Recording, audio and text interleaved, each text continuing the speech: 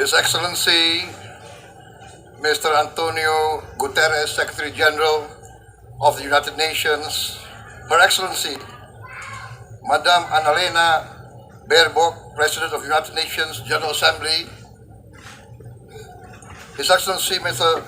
Moses Abelian, Under-Secretary General for General Assembly and Management, Excellencies, Heads of States, Heads of Governments, distinguished delegates, ladies and gentlemen.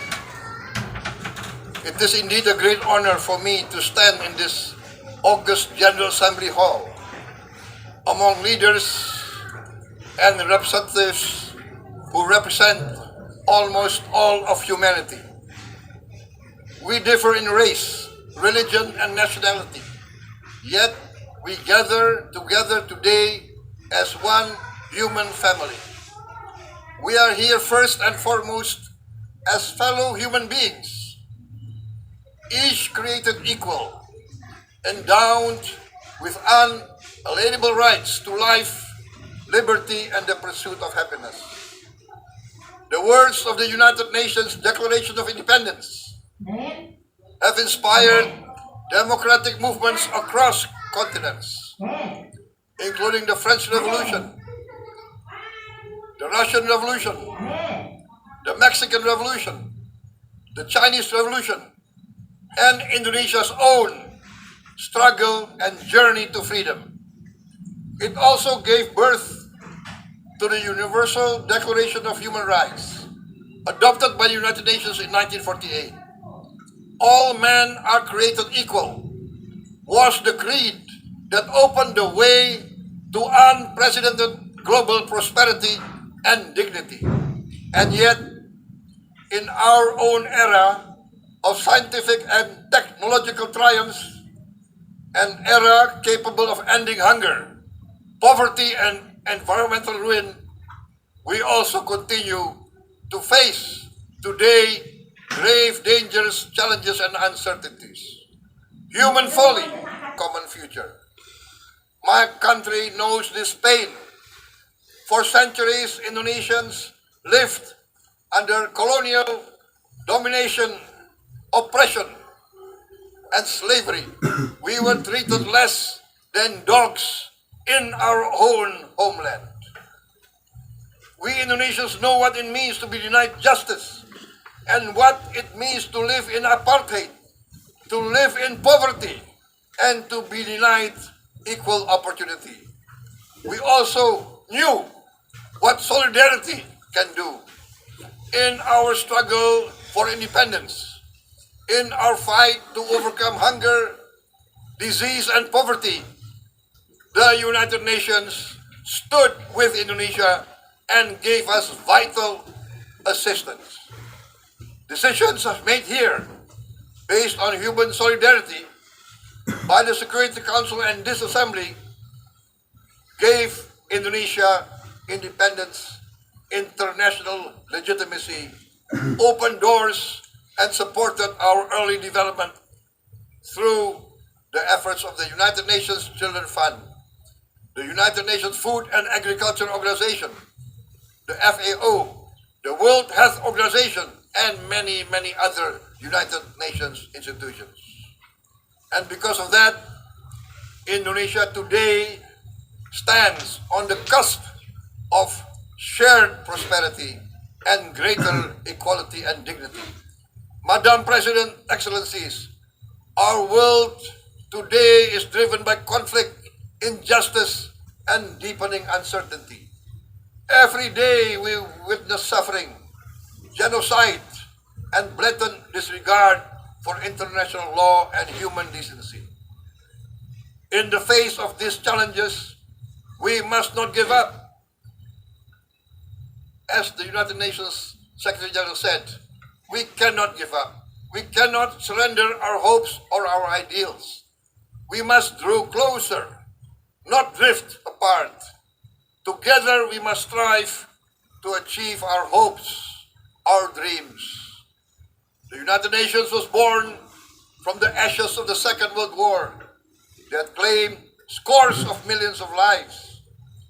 It was created to secure peace, security, justice, and freedom for all. We remain committed to internationalism, to multilateralism, and to every effort that strengthens this great institution. Today, Indonesia is nearer than ever before to meeting the sustainable development goals of ending extreme poverty and hunger. Because years ago, this very chamber chose to listen and uphold social and economic justice. We will never forget. And today, we must never be silent while Palestinians are denied that same justice and legitimacy in this very hall. Excellencies, Thucydides warned, the strong do what they can, the weak suffer what they must. We must reject this doctrine. The United Nations exist to reject this doctrine. We must stand for all, the strong and the weak. Might cannot be right. Right must be right. Indonesia today is one of the largest contributors to United Peacekeeping Forces. We believe in the United Nations.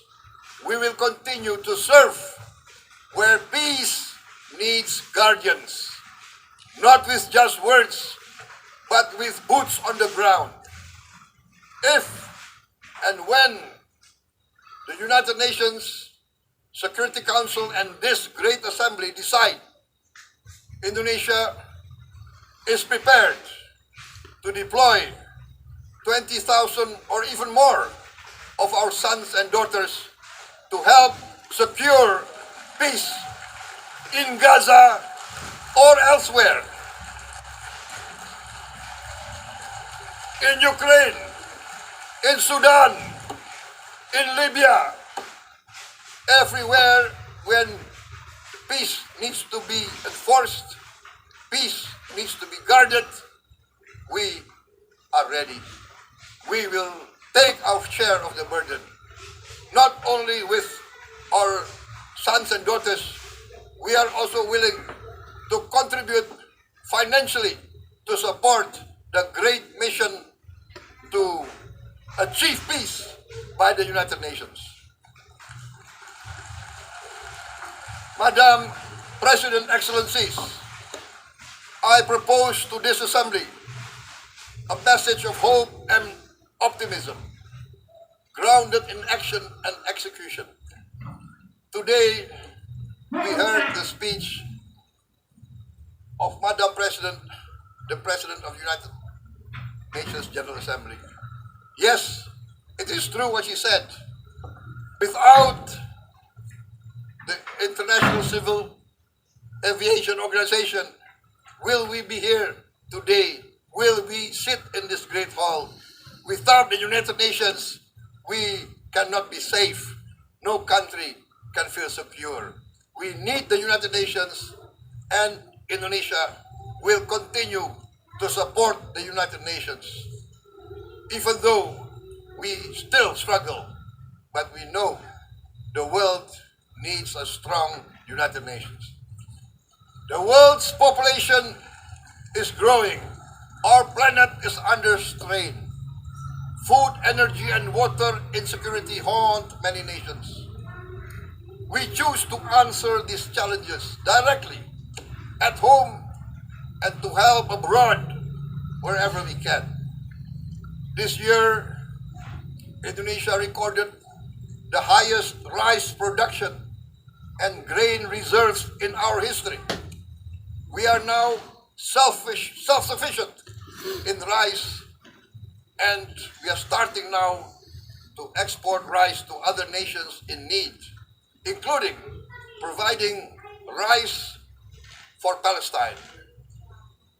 We are building resilient food supply chains, strengthening farmer productivity, investing in climate-smart agriculture to ensure food security for our children and for the children of the world. We are confident in a few years' time, Indonesia will be the granary of the world. As the world's largest island state, we testify before you that we are already experiencing the direct consequences of climate change, particularly the threat of rising sea levels.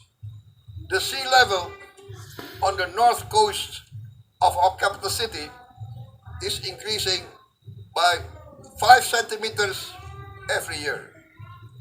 Can you imagine in 10 years? Can you imagine in 20 years? For this, we are forced to build a giant seawall, 480 kilometers in length. It will take us maybe 20 years, but we have no choice. We have to start now.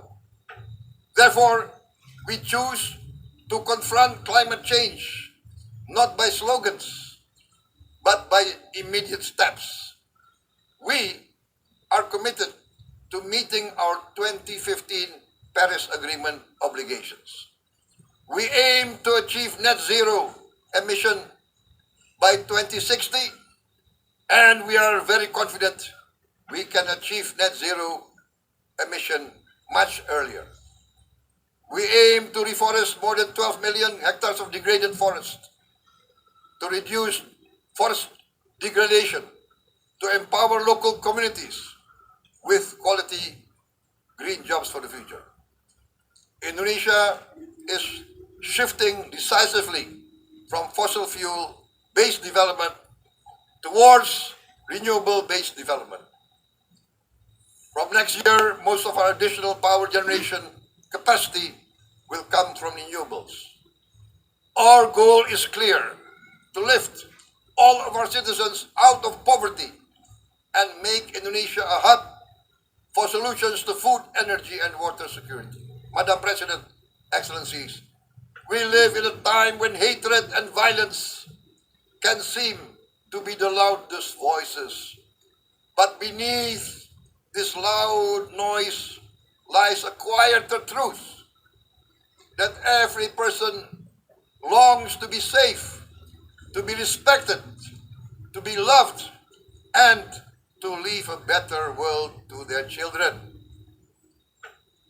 Our children are watching. They are learning leadership, not from textbook, but from our choices. Today, still, a catastrophic situation in Gaza is unfolding before our eyes. At this very moment, the innocent are crying for help, are crying to be saved. Who will save them? Who will save the innocent? Who will save the old and women? Millions are facing danger at this very moment. As we sit here, they are facing trauma. They are facing irreparable damage to their bodies. They are dying of starvation.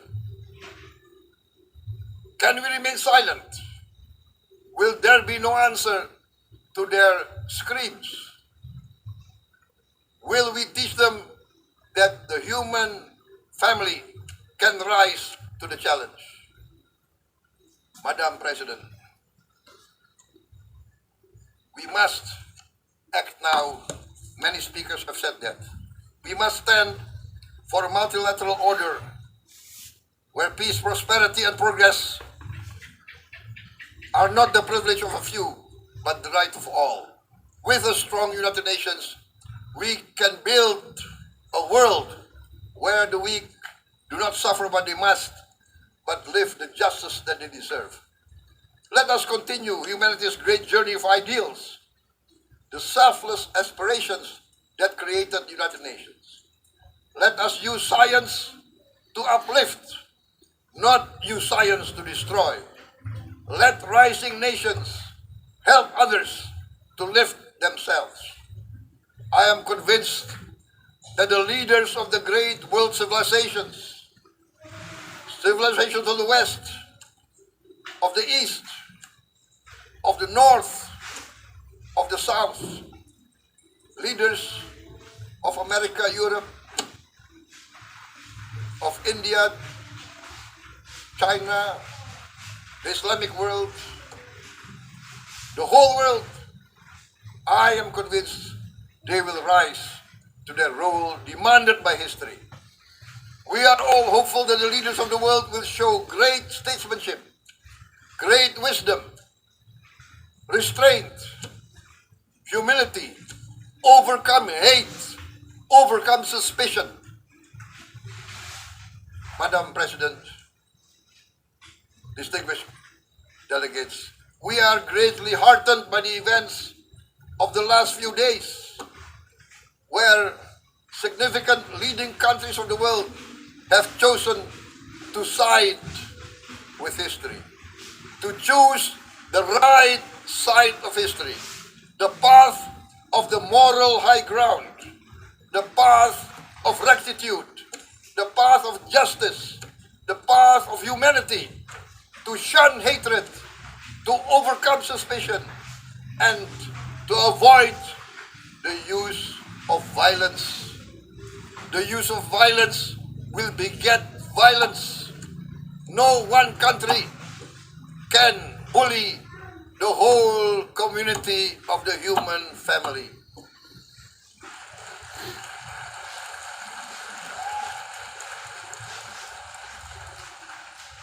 We may be weak individually, but the sense of oppression, the sense of injustice has proven in the history of mankind that this sense of injustice, this sense of oppression will unite into a strong force that will overcome this oppression, that will overcome this injustice.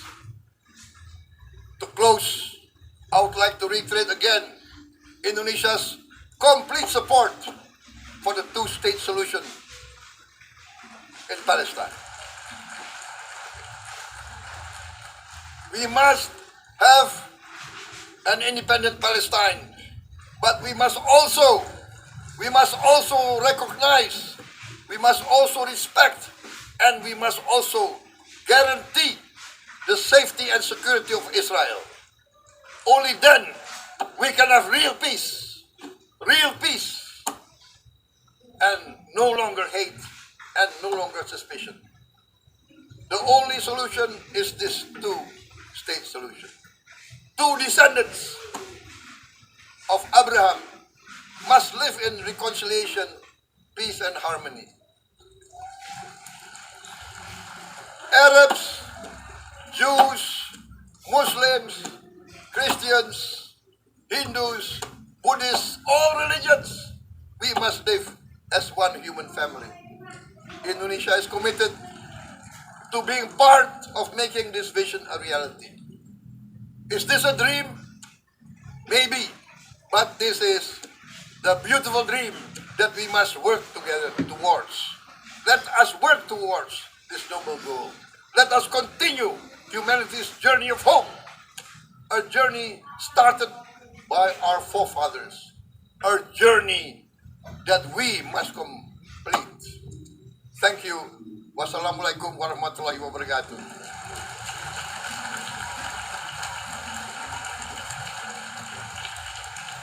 Shalom. Om Santi, Santi, Santi Om. Namo Buddhaya. Thank you very much. May God bless us all. May peace be upon us. Thank you very much. Thank you on behalf of